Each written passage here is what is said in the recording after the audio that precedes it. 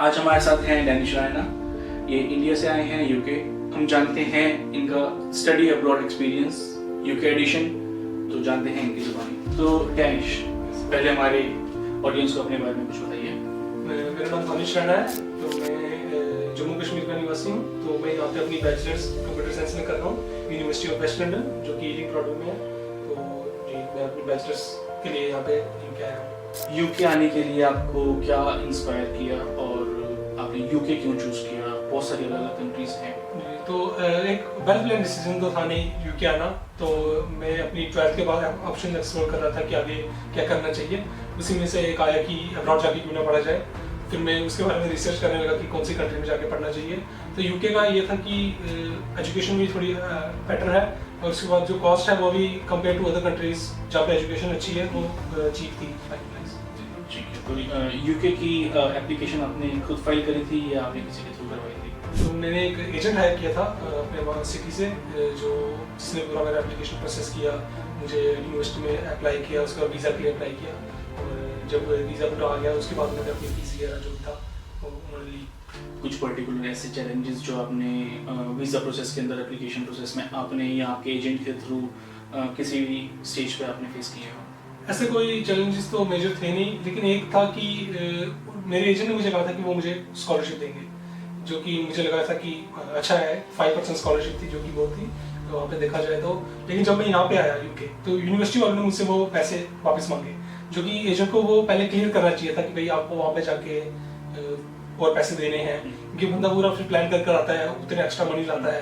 लेकिन ये एजेंट के थ्रू क्लियर नहीं था। ये बहुत अच्छा पॉइंट है। इस मामले में हम हमेशा बोलते हैं, अपने जो भी हमसे लोग रूबरू होते हैं उनसे हमेशा पूछते हैं, एजेंट से आप जो भी बात कर रहे हैं, एक तो आप वो रिटन डॉक्यूमेंट में लें, ईमेल पे लें, और साथ ही जो भी आप यूनिवर्सिटी फाइनल करते हैं उसमें आप उन यूनिवर्सिटी के कॉन्टैक्ट डिटेल्स निकाल के, जो कि बहुत इजीली यूनिवर्सिटी वेबसाइट में मिल जाती हैं, आप उनसे डायरेक्ट बात करें। थोड़ा सा अपना बैकग्राउंड बताइए कि आप यहाँ यूके आने से पहले आप इंडिया में आप क्या एजुकेशनल, फैमिली और क्या बैकग्राउंड था? तो मेरे बहुत ही जो बताऊँ, मेरे पेरेंट्स वो गवर्नमेंट डिपार्टमेंट में थे।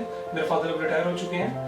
तो मेरे अपनी जो स्कूलिंग थी वहाँ पे ही अपने लोकल स्कूल में की थी 12th तक। मैंने 12th में 11th और 12th में नॉन मेडिकल के लिए अप्लाई किया था और computer science as an optional subject चुना था। तो उन 2 सालों ने मुझे बहुत हेल्प किया कि आगे अपना डिसाइड करने के लिए फ्यूचर। तो अब हम बात करते हैं आपके यूके आने के बाद के एक्सपीरियंस के लिए। तो सबसे पहले जैसे आप आए यूके, तो आपका इमिग्रेशन वगैरह सब इजीली क्लियर हो गया था, या कोई आपको वहाँ पे क्या क्वेश्चंस पूछे गए थे, या आपको कुछ?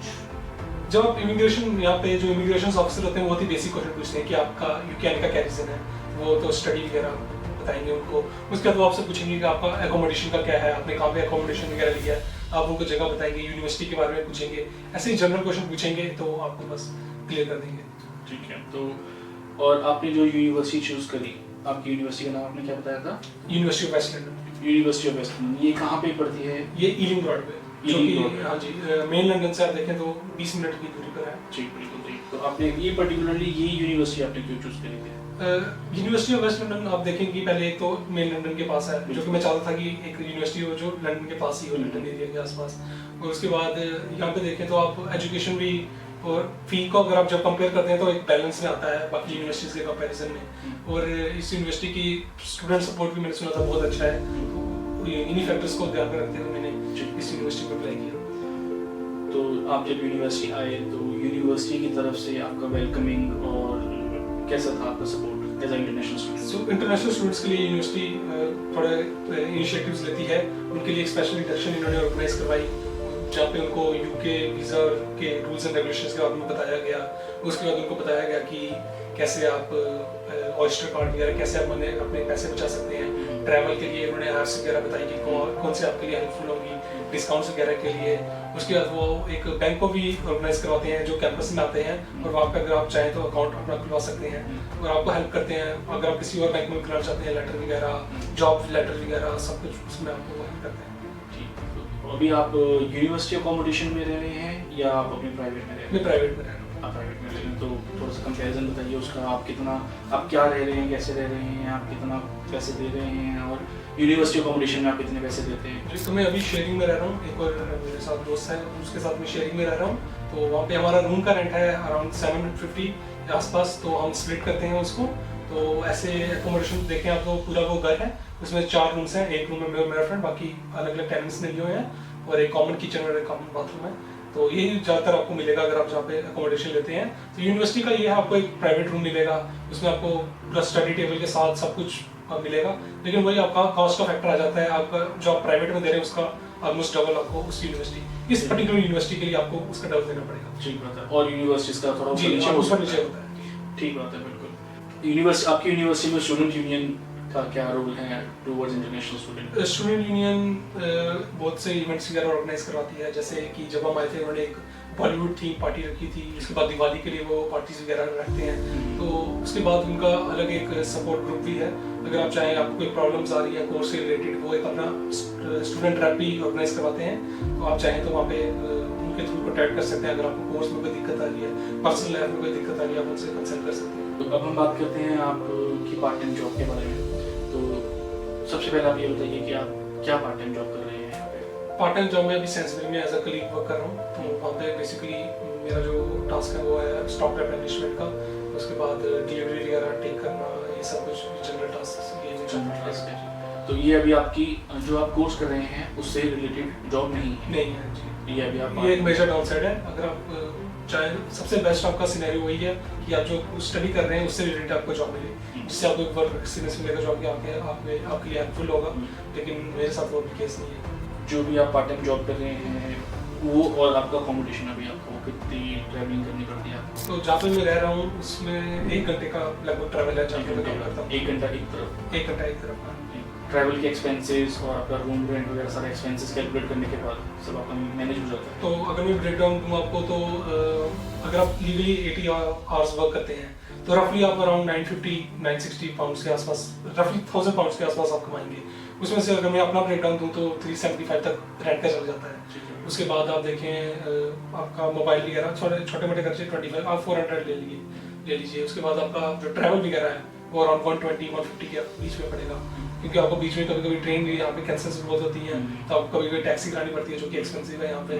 उसके बाद जो खाने पीने का ग्रोसरी वगैरह का वो भी अराउंड 100 के आसपास आ जाता है। लेकिन अगर आप पार्ट टाइम जॉब कर रहे हैं, लीगल भी कर रहे हैं खाली, तो जो कि आपको करनी चाहिए, जो रूल्स रेगुलेशन फॉलो करने चाहिए, तो आप आराम से अपना कॉस्ट ऑफ लिविंग यहाँ पे उठा सकते हैं। आप कॉस्ट ऑफ लिविंग मैनेज कर सकते हैं, पर जैसे कि कई स्टूडेंट्स से अक्सर क्वेश्चन आते हैं कि क्या आप पार्ट टाइम जॉब के साथ यूनिवर्सिटी फीस भी निकाल लेंगे क्या? अगर आप लीगली पार्ट टाइम जॉब कर रहे हैं और ऐसी जॉब कर रहे हैं जैसे मैं कर रहा हूँ सेंसबरी में, तो आप कभी भी नहीं निकाल सकते, पूरी फीस तो कभी भी नहीं निकाल सकते। मैक्स टू मैक्स अगर आप हॉलीडेज वगैरह में फुल टाइम भी करते हैं तो अराउंड आप 50% मैक्सिमम निकाल सकते हैं। फुल फीस निकालना बहुत ही मुश्किल है अगर आप सिंगल जॉब कर रहे हैं। तो ये जो पार्ट टाइम जॉब आप कर रहे हैं, ये आपको पार्ट टाइम जॉब कैसे मिली? आपको पार्ट टाइम जॉब ढूंढने में क्या आपने किया और आपको क्या प्रॉब्लम्स फेस हुई? तो मैं अगस्त में आया था, तो मुझे दिसंबर में जाके मिली, तो बहुत सा टाइम मेरा बीच में वेस्ट हुआ। मैंने इंडीड में ज़्यादातर अप्लाई किया था, मैंने अराउंड 50 जॉब्स के लिए अप्लाई किया, और मुझे क्रिसमस के दौरान जब वैकेंसीज वगैरह भी बहुत ही आती हैं, क्रिसमस के दौरान जॉब मिलना बहुत ईजी है, तब मुझे जाके यहाँ पे अपॉर्चुनिटी मिली थी सेंसबरी में, तो वहाँ पे मैंने अप्लाई किया वहीं पे। जॉब, पार्ट टाइम जॉब जो कि आपकी फील्ड की भी नहीं है, वो जॉब ढूंढना भी बहुत आसान नहीं है या आसान है? इतना आसान नहीं है मैं कहूँगा, क्योंकि आपको इंटरव्यू वगैरह होता है, इतना तो है नहीं कि आपने अप्लाई किया तो आपको अगले दिन ही जॉब मिल जाएगी। तो आप थोड़ा टाइम पीरियड का अपना थोड़ा खर्चा वगैरह लेकर आए, कि आप मिनिमम 3 मंथ्स का आप लेकर आए, कि अगर मुझे जॉब नहीं मिलती तो मेरे पास है थोड़ा पैसा, मैं अपना खर्चा निकाल लूँगा।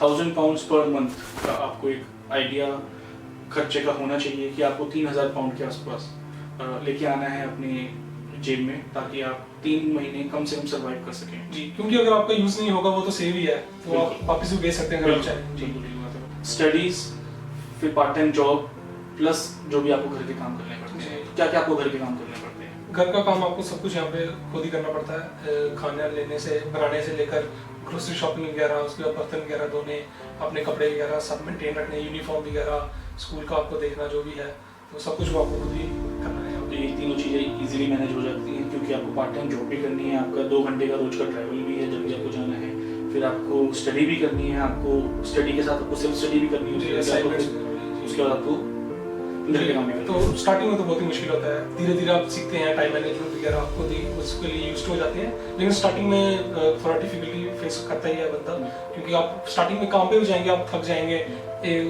उसके बाद आप आके कोई टास्क कर नहीं पाएंगे। कुछ दिन ऐसे भी आएंगे आप बिना खाना बनाए सो जाएंगे, क्योंकि आप ये इतनी स्ट्रेंथ होती नहीं है कि आप काम से आए तो उसका खाना बनाकर आप खाएं।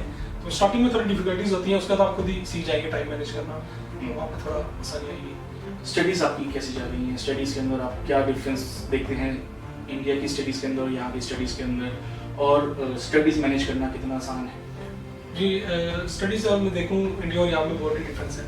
इंडिया का सिलेबस जो होता है थोड़ा टफ ही होता है, डिटेल में होता है, हर चीज़ बताई जाती है जो आपको हर सिनेरियो के लिए प्रिपेयर करती है। लेकिन यहाँ की जो स्टडी है वो बहुत ही मतलब सरफेस पर ही है, इतना डीप जाते नहीं है टॉपिक को लेकर।